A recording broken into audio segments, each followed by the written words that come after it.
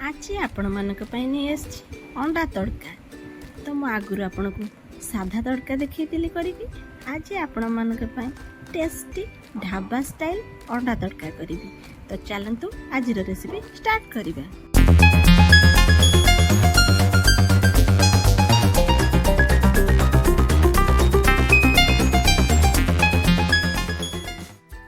नमस्कार, मो चैनल शांति मामा ओडिया रसोई ब्लॉग को आपण मानक स्वागत करुछि।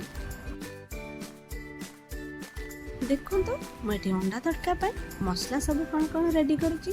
पियाज, रसुण, अदा, टमाटर, गोटे तेजपत्र। फ्रेंड्स मुझे कही रखे पियाज, रसुण, अदा और टमाटर को मु मिसेकी बाटी देछि। आपण मैंने भी ठीक सही परी मिसेकी बाटिबे। देखि नियंतु मैं कौन कौन सब मसलार गुंड नेछि। तो ये मुझे गोटे चामच जीरा गुंड नहीं, गोटे चामच धनिया गुंड नहीं, हाफ चामच मेथी गुंड नहीं, गोटे चामच लंका गुंड नहीं, आ कि गोटा गरम मसला नहीं। आपको 3 ରୁ 4 घंटा भिजई थी पानी रे। तो ताक भल भाव धोईकी प्रेसर रे सीटी दबा। आम टिके हलदी आ लुण पकेकी 4 ରୁ 5टा सीटी दबा। तड़का आमर जमी मिलई जीव अल्प अल्प टिके खदड़ रहिबो सेई टाइप रो आम सिझेबा। बेसी गोटा रखिबानी, खाइबारे टेस्ट लागिबनी। मोर अल्प टिके खदड़ थिला तो ताको चामच साहाय्य रे मु ताको दबेकी मेल्ट करूची। जेहेतु आम अंडा तड़का करछनी तो अंडा तो मेन। तो ये गोटे गिनारे मु 4टी अंडा भांगिकी पकेली। से अल्प टिके लुण मिसई दबा। भल भाव अंडा को टिके गोली दबा। देखंतु मु किपरि करूची, आपण माने भी ठीक सही परि करिवे। फ्रेंड्स मोर ऊपर थिबा आई बटन रे मोर अलगा वीडियो रे रेसिपी दे देछि, आपण माने जाके चेक करि नेबे।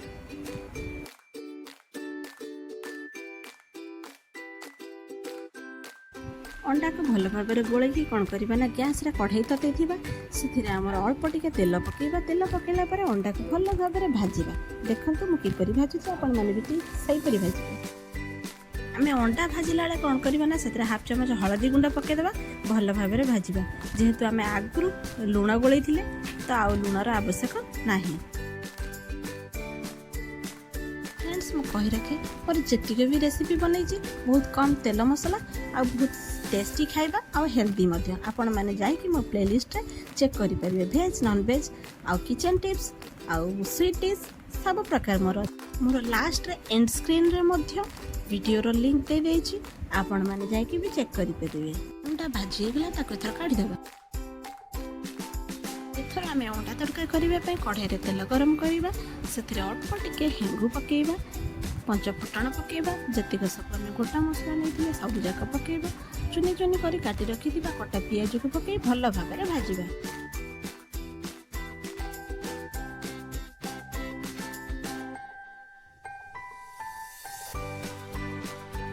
पियाजर कलर जे पर्यंत ब्राउन ब्राउन है से पर्यंत आम पियाज को भाजुवा। देखो पियाज मोर हो जाए। एथर मसला बटा को पकेबा, भल भाव में कषिबा।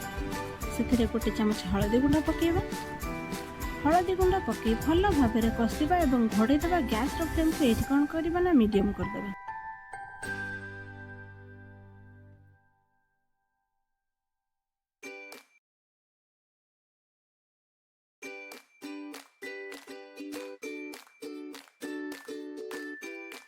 जेहेतु आम मसला बटा आम टमाटर पकईकी बाटी देथिले तो ये कौन करबा ना जीरा गुंड, धनिया गुंड, मेथी गुंड, लंका गुंड को पकईदेबा। भल भाव में कषिबा।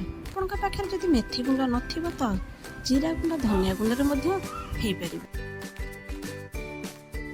देखो मसला रे पानी नहीं, आम मसला रे अल्प टिके पानी दे देबा। पानी दे दी भल भाव में कषिबा और घोड़े देबा।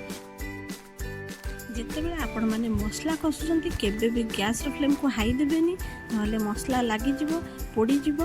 तो आपण मीडियम फ्लेम रे ही करिवे। दरकार पड़ले सिम करिवे। मसला को से पर्यंत कषिबा जे पर्यंत मसलार गंध जाए। एथर तड़का मसला पकेदेबा, भल भाव में कषिबा।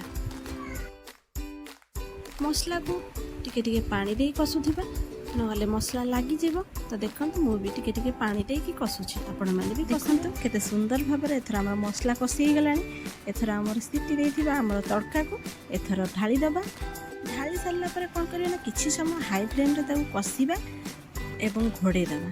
फ्रेंड्स आपण माने फास्ट और लास्ट जाए वीडियो को देखंतु एकदम भल भाव में बुझी पारिबे। बहुत सहज और बहुत सिंपल मध्य। फ्रेंड्स आपण माने वीडियो देखुछंती सता हेले लाइक कमेंट्स बिल्कुल भी करूना। तो ଦୟାକରି ଲାଇକ୍ କମେଣ୍ଟସ୍ ଦିଅନ୍ତୁ। ମୁଁ ଆହୁରି ଆପଣମାନଙ୍କ ପାଇଁ ତଡ଼କା ଆମର ଫୁଟିଗଲାଣି। ତ କ'ଣ କରିବା ନା ଏଥର ଅଣ୍ଡା ଭଜାକୁ ପକାଇଦେବା, ଭଲ ଭାବରେ କଷିବା। ତାକୁ ଭଲ ଭାବରେ କଷିଲା ପରେ କ'ଣ କରିବା ନା ଘୋଡ଼େଇ ଦେବା, ଗ୍ୟାସ୍ର ଫ୍ଲେମ୍କୁ ହାଇ କରିଦେବା। ଯେତେବେଳେ ଆମର ଫୁଟିଯିବ ଅଣ୍ଡା ତଡ଼କା ତ କ'ଣ କରିବା ଲାଷ୍ଟରେ ଆମର ଗରମ ମସଲା ହାଫ୍ ଚାମଚ ପକାଇଦେବା, ବାସ୍ ଟିକେ ଗୋଳେଇ ଦେବା, ତାପରେ ଗ୍ୟାସ୍କୁ ଅଫ୍ କରିଦେବା।